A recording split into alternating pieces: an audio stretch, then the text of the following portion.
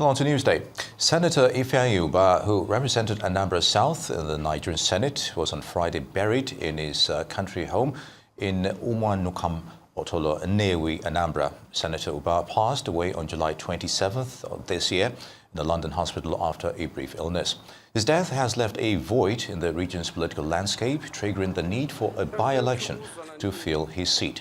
The political competition for Ubah's seat is expected to be fierce, with major political parties, including the All Progressive Congress, APC, People's Democratic Party, PDP, the Young Progressive Party, YPP, and Labour Party, LP, all positioning themselves to win the seat. His death has opened the door for those, or rather these parties, to compete for control in Anambra South, making the outcome of the election highly unpredictable for both makers. As the region mourns Ubah's loss, the forthcoming election will be a pivotal moment for Anambra South, testing the resilience of his democracy in the face of political uncertainty. Now, in the same breath, Governor Chukwuma Soludo of Anambra State joined other Nigerians to pay their last respect to the late senator that represented Anambra South at the National Assembly, Dr. Ubah. At the burial mass held at St. Peter Claver Catholic Church, Otolo, Nnewi, in honor of the late senator, Soludo described the late Ubah as a younger brother and friend who was full of life and said his death was a huge loss to Nigeria. He tasked family members and elected officers on living out his legacies in order to keep his name alive. Tribute will compare to this lion, as I would refer him to, but to live out the essence of his life. Let's continue, let's go on. What His Eminence read out in terms of what drove him in life. I'm charging the children and the family, knowing of the greatest tribute we can pay to him. And to those of us who are his friends and well-wishers, all to continue in whatever form we can to live out the true essence for our friend. It's many things to many people in many sectors. In politics, it was what we can say ubiquitous. Anywhere you find him. It was also very impactful when it comes to humanitarian and philanthropic gesture. In sports, it was a colossus. In business, it was monstrous. He indeed touched many lives. That's why everybody's here gathered, to mourn his demise. His passion is how does he create impact in human beings. He has done that in several ways. Is it in the oil industry? Is it in the sport industry? Or is it even in the politics that he later joined, and made significant impact to the people of his constituency and the nation at large?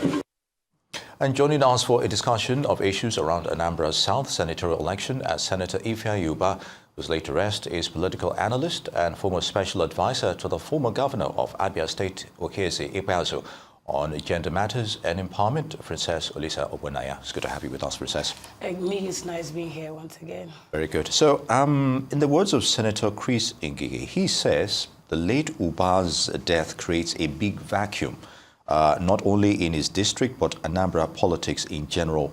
How apt is that description, you think? One thing about Ubah is that whether you love or you dislike him, he's monstrous when it comes to women empowerment, you know. If there's anything like stomach infrastructure, he was big on that. He empowered lots and lots of people. He was a great manager of men. He has all his flaws. He has his downsides, great downsides too. But he empowered people the way no other Anambra rich man has done in most recent times, and that's the truth. Even if you don't like him, you must agree with that. So I think it's on that basis that Chris Ngige made that comment. Yeah. You know, But there are those who might also disagree with him, especially the way he ran businesses, his businesses. Those that might have disagreed with him politically. But then, when it comes to women empowerment, he was huge. I was not a benefactor, but I know hundreds who are. Yes, you know, it's all about impacting. I was not a beneficiary, actually. Sorry about that. I was not a beneficiary, but I know about 100 persons who are. Okay, so it's all about impacting the people really, you know, in a positive ways. So stakeholders in Anambra South Senatorial District have urged political parties to consider candidates beyond Nnewi, you know, for the vacant seat, you know, left by Ubah's party. So What are your thoughts there? Earlier on, when I was reading the intro, you saw how many political parties have been lining up towards that. You also forgot to mention the ruling APUGA. Very good. Yeah, so, they were just in that scenario, what are your thoughts? Okay, the truth is that some people, I think that statement stems from the fact that there have been insinuations that following the passing of Ubah, that the Senate should remain in the Navy, so to allow the people of the Navy finish up the term. Some had even suggested that his wife, Madam Uchenna, takes up. Some even mentioned one of his siblings. But then, that's his sentiments. You know, some said it's morally right that Navy finishes up that time. The politics is no moral instruction. You know, so that's that. But then, ideally, one would say that Navy had done much when it comes to senatorial of that zone. You know, we have the Agwata block, we have the Navy block, we have the Hiala block. And when we come to that Navy block, we have the Navy North, where Ubah comes from, and then we have Ekusigo, we have Navy South. Ubah comes from Navy North.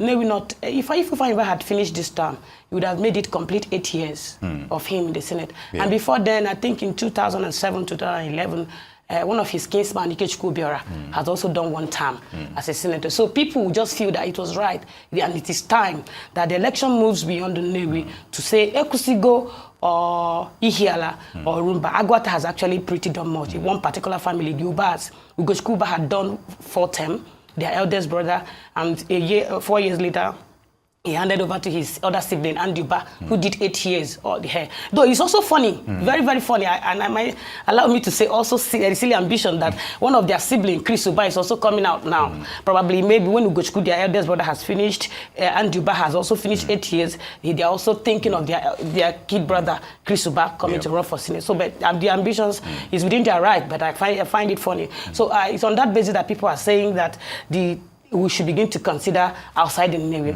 We should begin to consider people from Ekusigo local government. They should begin to consider people from Ihiala. But now, how viable is the option of Ihiala? Ihiala is battling serious security challenges. Elections don't hold them most times. Consultation don't go on there. And I don't know whoever, if any party decides to bring out a candidate from that local government, how would they gather the votes that might make them win? So, and I think on that basis, that's what people are saying. But there are good candidates in Navy too, who are very ready to battle it out. So, still talking about the sentimental rhetorics, is even coming from the Senate. Recently, Senator Alim Dume is proposing that Senator Ubah's widow, as you mentioned, should replace him as an Anambra senator. But, you know, with all you've just said, you know, how democratic will that process be? And how is even Anambra citizens receiving that call? Yes, the truth is that his wife she's been there, but she's more of the behind-the-scene person. If I were her, I wouldn't support her coming to run for. She should although Senator Undume is basing the fact on, okay, fine, Chuka or Kadigbo's experience. Yes, was able to. Yes, that's a scenario. But I personally interact with Margaret Shubo Kadigbo. I know her.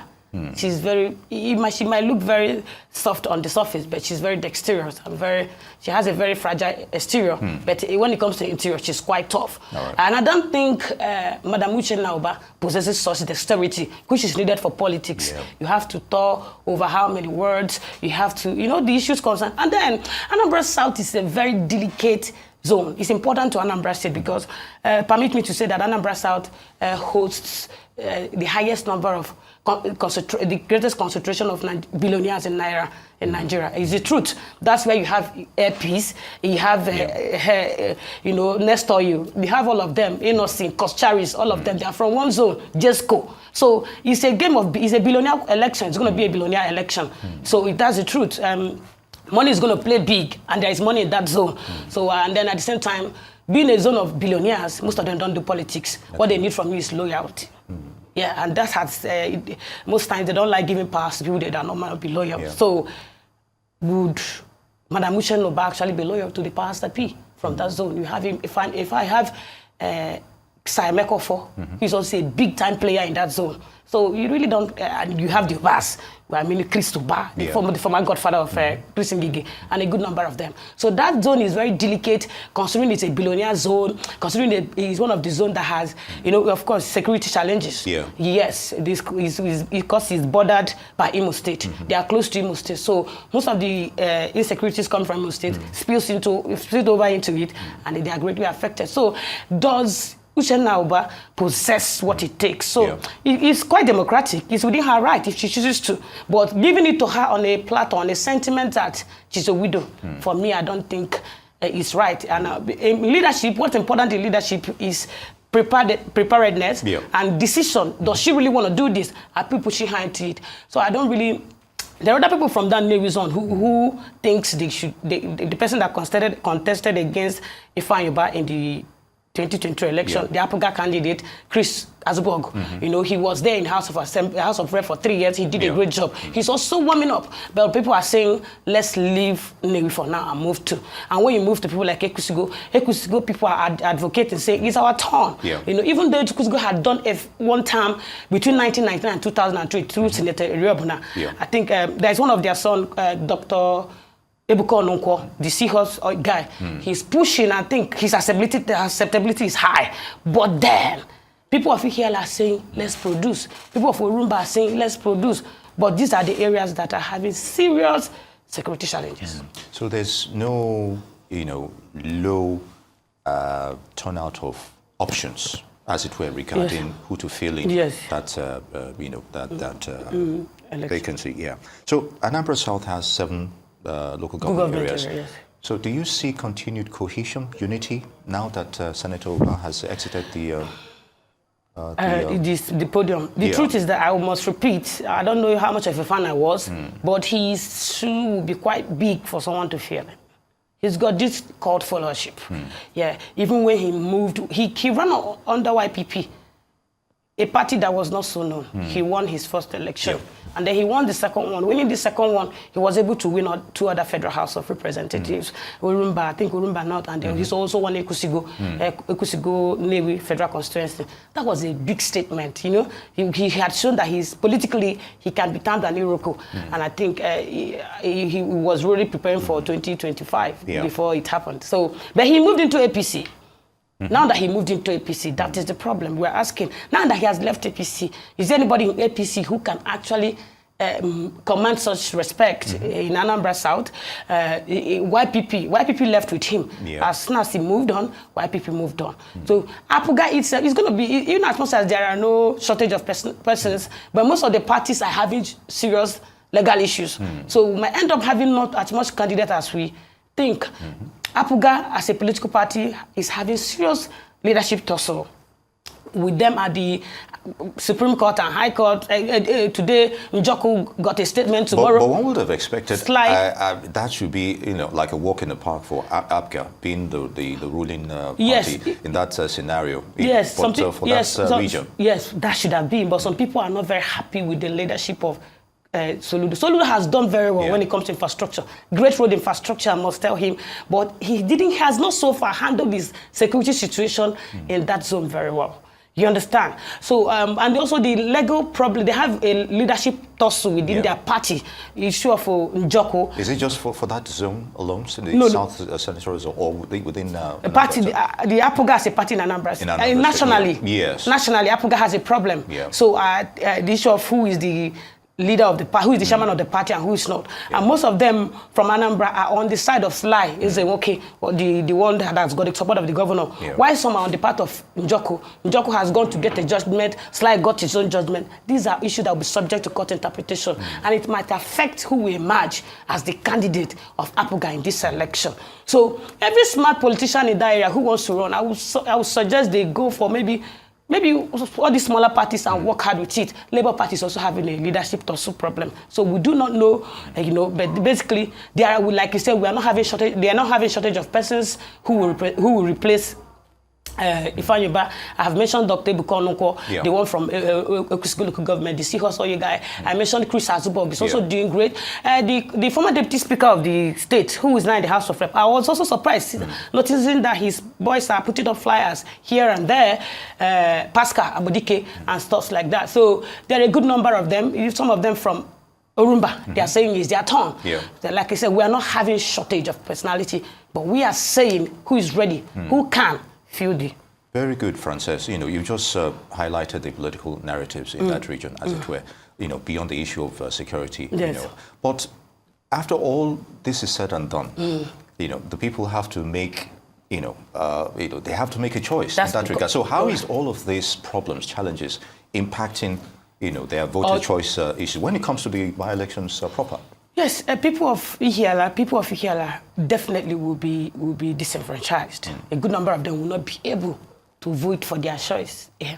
The election will be decided. So are you saying some form of voter apathy might of course, raise its head? Yes, of course. People have in that area, some parts of Ihiala, they don't hold burials, they don't hold weddings, and also elections might not even hold in many areas. So this election will be decided by votes from Nnewi North. Some part of Nnewi South are also experiencing security. Votes from Ekusigo, I mean, Ozubulu, Orifite, Ihembose, and Ishi. So the votes will be decided by that. Then some part of Agota.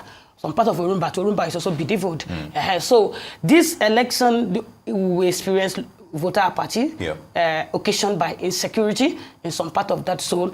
Then the election itself will be decided by Nnewi Ekusigo votes. That is why some are saying since Nnewi is the place that has the highest number of non-indigenous due to its commercial, it's a commercial city. So that's why some people are saying since Nnewi people are the people going to bring the highest number of votes, why not let us return it with them? But then I have said it before. Politics is not moral instruction. The guy from Ekusigo, Dr. Ebuka, is gaining acceptability. He's breaking boundaries. And of course, if Nnewi decides to give us somebody, they should also give us Chris Azubog. We will work with that because at least we've tested him. But if he must live in Nnewi, then he should go to Ekusigo and they should give us Ebuka. I don't want to put you on the spot, but let's say, three main political parties here that will be the front runners towards this election. Fantastic. Can you just give us an idea, based on your permutations? Yeah, definitely. Briefly, please. Definitely. Apuga will be on the front burner. If they are able to solve their leadership tussle. APC is going to do well in the election because a federal election is a senatorial election. The leadership of APC will be very interested. And of course, YPP will be there. Labour Party will make it 4. YPP has got a court followership that even in the absence of Ifeanyi Ubah, most of them might decide to give a sympathy vote to Ifeanyi Ubah. And then, of course, Labour Party, because the P2B effect and the former governorship candidate of Labour Party also hails from that zone. From Agwata local government. Very good. Francess, Olisa, Ogbonnaya, I would like to thank you very much for your thoughts on those issues. Good to have you with us. Thank you, Niyi. Thank you.